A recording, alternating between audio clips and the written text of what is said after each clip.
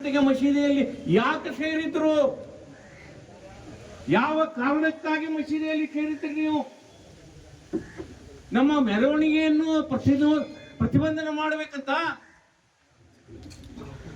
ಬಾಗಲಕೋಟೆ ಹಿಂದೂ ಸಮಾಜ ಜಾಗೃತ ಆಗಿದೆ, ಆಗ್ತಾ ಇದೆ.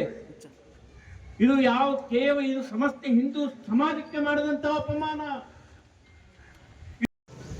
ನಮಗೆ ಅವಶ್ಯಕತೆನೇ ಇಲ್ಲ.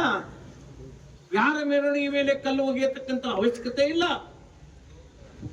ಆದ್ರೆ ಅವ್ರಿಗೆ ಧೈರ್ಯ ಅವ್ರದ್ದು ತಪ್ಪಲ್ಲಿದು. ಅವ್ರಿಗೆ ಈ ಧೈರ್ಯ ಎದಕ್ಕೆ ಬರ್ತದಂತಂದ್ರೆ ನಮ್ಮ ಹಿಂದೆ ಸರ್ಕಾರ ಇದೆ, ನಮಗೆ ರಕ್ಷಣೆ ಮಾಡ್ಲಿಕ್ಕೆ. ಅದಕ್ಕಾಗಿ ಆ ಧೈರ್ಯ ಬರ್ತದೆ ಅವ್ರಿಗೆ. ಇನ್ನು ಮುಂದೆ ಯಾವುದೇ ಇಂಥ ಸಣ್ಣ ಪುಟ್ಟ ಘಟನೆ ಆದರೂ ಹಿಂದೂ ಸಮಾಜ ಅದಕ್ಕೆ ತಕ್ಕ ಉತ್ತರವನ್ನು ಕೊಡಬೇಕಾಗ್ತದೆ. ಏನು ಅಹಿತಕರ ಘಟನೆ ಆಯಿತು ಅದನ್ನು ಖಂಡನೆ, ಮೊದಲನೇ ಪ್ರಾರಂಭದಲ್ಲಿ ಅದನ್ನು ಉಗ್ರವಾಗಿ ನಾನು ಖಂಡನೆ ಮಾಡ್ತಾ ಇದ್ದೇನೆ. ಅದರ ಬಗ್ಗೆ ಏನು ವಿಚಾರ ಮಾಡಬೇಕು ಅನ್ನತಕ್ಕಂಥದ್ದು ಪ್ರಮುಖರು ಕೂಡ ಆ ನಿರ್ಣಯವನ್ನು ತೆಗೆದುಕೊಳ್ತಾ ಇದ್ದೇವೆ. ಇವತ್ತು ಹೇಳುವುದು ಇಷ್ಟೇ, ಛತ್ರಪತಿ ಶಿವಾಜಿ ಮಹಾರಾಜರ ಮೇಲೆ, ಅವರ ಮೆರವಣಿಗೆಯ ಮೇಲೆ ಇಂದಿಗೂ ಸಹಿತ ಕಲ್ಲುಗಳನ್ನು ಒಗೆಯತಕ್ಕಂತಹ, ಚಪ್ಪಲಿಗಳನ್ನು ಒಗೆಯತಕ್ಕಂತಹ ದುಷ್ಕರ್ಮಿಗಳು ದೇಶದಲ್ಲಿ ಇದ್ದಾರೆ ಅಂತ ಇದನ್ನು ನಾವು ಮನಗಾಣನೆ ಮಾಡಬೇಕು. ಮಾಡುವ ಸಲುವಾಗಿ ಆದಾಗ್ಯೂ ಸಹಿತ ಇಷ್ಟು ದೊಡ್ಡ ಸಂಖ್ಯೆಯಲ್ಲಿ ತಾವೆಲ್ಲ ಸೇರಿದ್ದೀರಿ, ನಿಮಗೆ ಅಭಿನಂದನೆಗಳು. ನಾಳೆ ನಮ್ಮ ಹಿಂದೂ ಸಮಾಜ ಉತ್ಸವ ಇದೆ.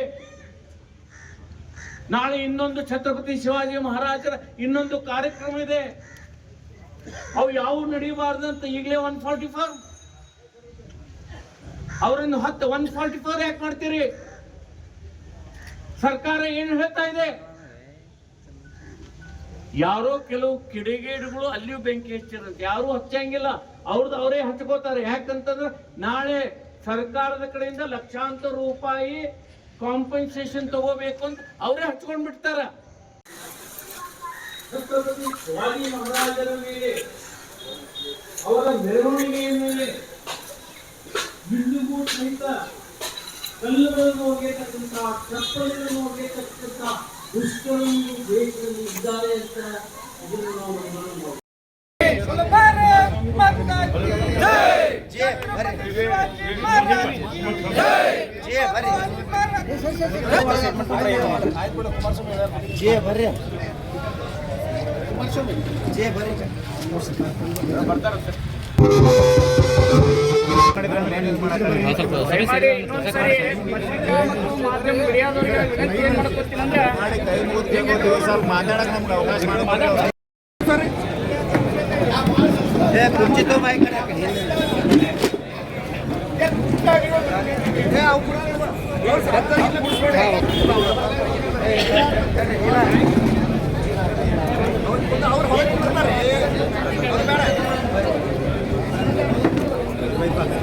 ಮೇಡಮ್